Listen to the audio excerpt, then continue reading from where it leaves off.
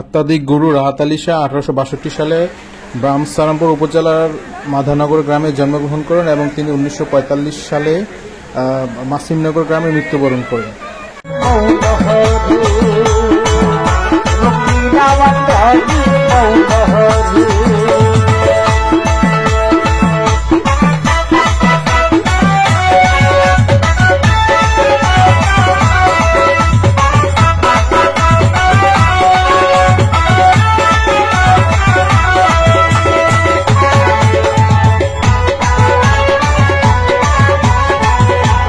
মাসিমনগরের এই রাহাত আলী শাহর উরুসে বিভিন্ন প্রান্ত থেকে আমাদের উপজেলা আশেপাশের বিভিন্ন উপজেলা থেকে ট্রলার করে সবাই যায়।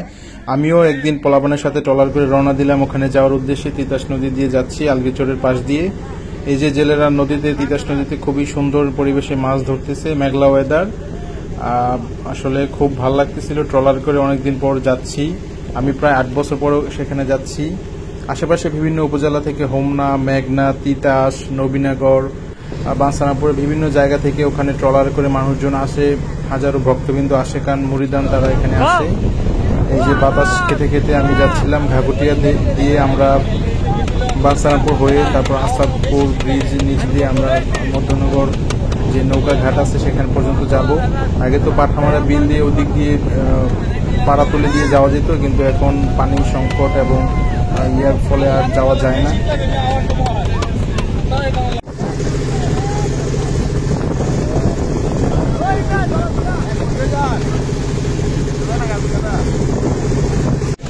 আমরা মাসিমনগর যাইতেছি রাহাত আলী শাহর উরুসে ট্রলারে করে। দৌলতপুর থেকে মেঘলা ওয়েদার, বৃষ্টির সম্ভাবনা, নাইলে আমরা আর অনেক কিছু করতাম। এই যেসব পোলাপান ঝালমুড়ি বানাইতেছে, আমাদের মধ্যে ঝালমুড়ি খাবো, বৃষ্টি আসতেছে, চলে যাবো। উরুসের সময় আসলে শ্রাবণ মাসে প্রচুর বৃষ্টি থাকে আর শেষের দিকে প্রচুর বৃষ্টি হয় আগস্ট মাসে। তো আমরা এই যে প্রচুর বৃষ্টি আসতেছিল এই জন্য আমরা ট্রলারে বসে পড়ি মাছাতে, ট্রলারের নিচে। এই যে ঘাগুটিয়ার দিক দিয়ে আমরা বাঞ্ছারামপুরের দিক রওনা হচ্ছি। আর সবাই মিলে আসলে অনেক মজা করতেছিল, পোলাপান অনেক দুষ্টামি করতেছিল। সজীব ভাই ওনারা ঝালমুড়ি বানাচ্ছিলেন, সবাই মিলে ঝালমুড়ি খাবো আমরা। আর এই তো বিভিন্ন নানা গল্পে সব ছোট বড় পোলাপান নিয়ে আমরা যাচ্ছি, জলিল আছে, আর এই তো সব পোলাপানদের নিয়ে আমিও ট্রলারে বসছি। অনেকদিন পর আসলে ট্রলার করে যাচ্ছি, ভাবছি একটু ভিডিও করি। খুব ভালো লাগতেছিল, আসলে বাতাস আসতেছিল। আগে তো ট্রলারই ছিল যাতায়াতের অন্যতম প্রধান যোগাযোগ মাধ্যম, এখন তো আর ওইভাবে ওঠা হয় না। বৃষ্টি আসতেছিল, হালকা করে বৃষ্টির মধ্যে আমরা ট্রলার করে যাচ্ছিলাম, খুবই ভালো লাগতেছিল। তারপর এই ঝুম বৃষ্টির মধ্যে আমরা সকলে আমাদের আসলে অনেক প্ল্যান ছিল। আমরা একটি খাসিও কিনে রাখতে খেতে আমরা মোটামুটি চলে আসি একদম কালাইনগর, ট্রলার রান্না করে সেখানে প্রচুর বৃষ্টি যাই। আসলে এই বৃষ্টির কারণে আমাদের ক্যান্সেল হওয়ার কথা ছিল, কিন্তু শেষ পর্যন্ত আবার ভাবছি যাই দেখে আসি, ঘুরে আসি, আর সেই জন্যই যাওয়া। তো বাজে ওয়েদারের কারণে আসলে আমাদের ওই প্ল্যানটা পুরোটাই ক্যান্সেল হয়ে যায়।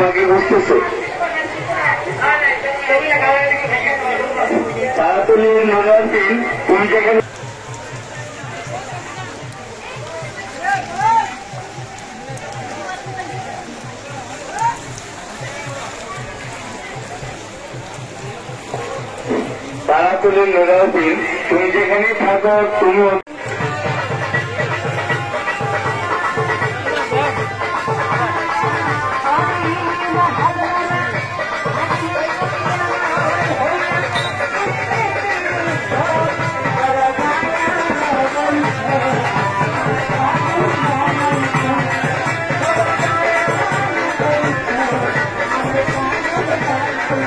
ওই দিন মারাত্মক বৃষ্টি ছিল, প্রচুর বৃষ্টি। আমরা ছাতা আনি নাই, তো বৃষ্টিতে ভিজে আমরা আসলে সারাক্ষণ ঘুরি। আর মানুষজন ছাতা টাতা নিয়ে একদম প্যাক, কাদা, একেবারে একাকার অবস্থা।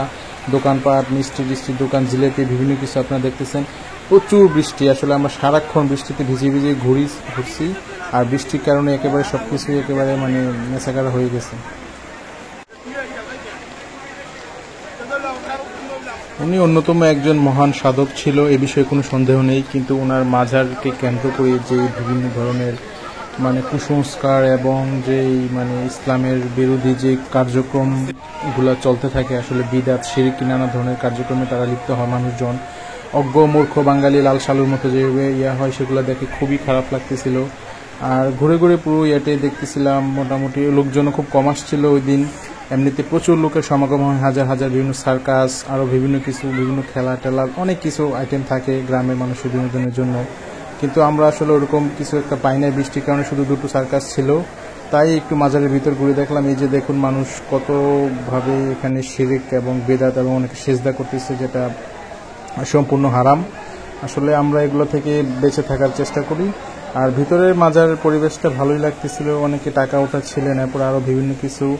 আর এখানে একটি খাটিয়ার মতো ছিল ওনার কবরের এই পাশে, মোটামুটি বিশাল বড় একটি কাঠের, যেটা আমার কাছে খুবই ভালো লাগছে। এই মাসিমনগর গ্রামে কিন্তু কাঠের ফার্নিচারের খুব ভালো থাকে। এই যে মানুষজন ধর্মীয় বিশ্বাস বা কুসংস্কার বা রীতি যাই বলি না কেন, সেখানে যে এই যে বিভিন্ন মানুষ মোমবাতি প্রজ্বলন করছেন, তারা বিভিন্নভাবে সাধনা তপস্যা করছেন আল্লাহর কাছে অথবা ওনার কাছে চাচ্ছেন। এইভাবে আসলে পুরোটা আমি ঘুরে দেখি, এক্সপ্লোর করি।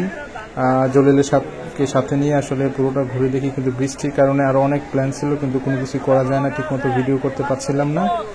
এই আর কি অবস্থা। তারপর অনেকের সাথে দেখা হয়ে যায়, মামুন কাকের সাথে দেখা হয়, আরও খুবই ভালো লাগছে।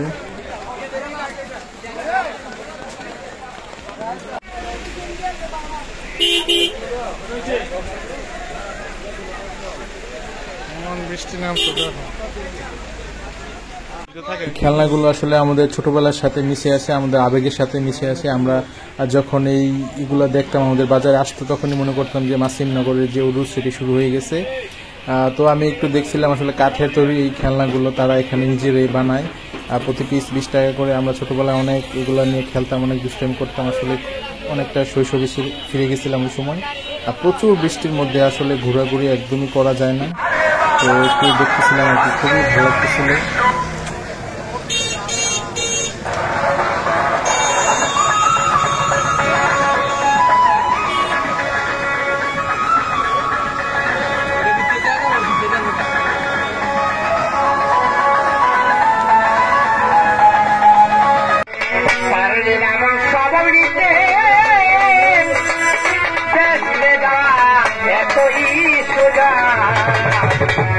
পারলি না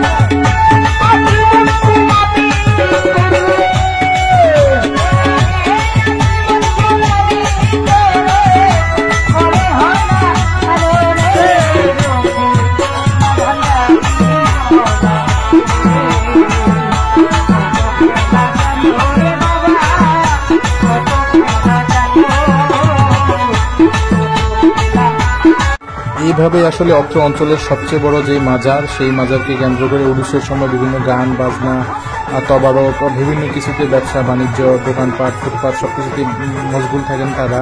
আর বৃষ্টির সময় গানগুলো শুনতে খুবই ভালো লাগতেছিল, একটা অন্যরকম একটা রিদম, একটা সুরে গাচ্ছিলেন।